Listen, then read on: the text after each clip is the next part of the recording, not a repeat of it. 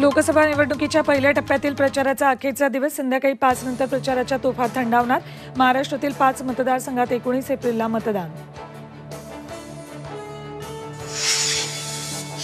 ठाण्याची जागा शिंदेंच्या शिवसेनेच्या वाट्याला, विश्वसनीय सूत्रांची माहिती। राजन विचारेंविरोधात प्रताप सरनाईक किंवा रवींद्र फाटक उमेदवार असण्याची शक्यता। धनगर समाजाचे नेते उत्तमराव जानकर शरद पवारांच्या भेटीला, माढ्याचे उमेदवार धैर्यशील मोहितेही उपस्थित। जानकर मोहिते एकत्र आल्यानं माढ्यात भाजपच्या अडचणी वाढणार। आम्हाला एका रात्रीत पक्ष बदला म्हणणाऱ्यांनी 2019 साली काय केलं?